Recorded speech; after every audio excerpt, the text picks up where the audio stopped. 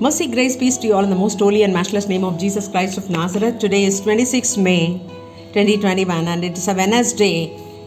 As I'm continuing to pray for India and the things that are happening in India, today God gave me a verse from Isaiah chapter 60, verse 18.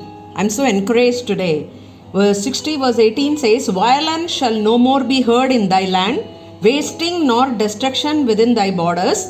But thou shalt call thy walls salvation and thy gates praise." Hallelujah. I'm so encouraged that there will be no more destruction or violence or wasting in the borders of India.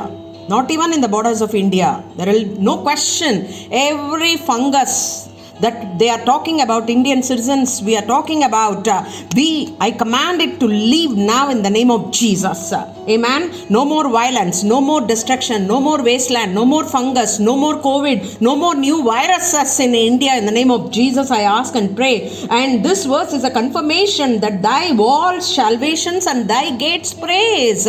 So today onwards, I believe, as I pray and stand in the gap for India in this platform, I believe that violence shall be no more heard in India, and wasting nor destruction within the borders of India. But India shall be called salvation and praise, and their mouth will shout the praise of the Lord God Most High. And Father, I thank you, Abba, for this verse, Lord, speaking to me this verse this morning for India, Lord, that there will be no more violence, no more fungus, no more COVID, no more new viruses, no more, Lord, medicines will be available to even treat the patients who are already, Lord, in this problem, Master. Every medicine, every injection, I command release in the name of Jesus. Release of injections, release of medical aid, release of hospitals, release of beds, release of more doctors and nurses to serve these people who are already attacked, Master.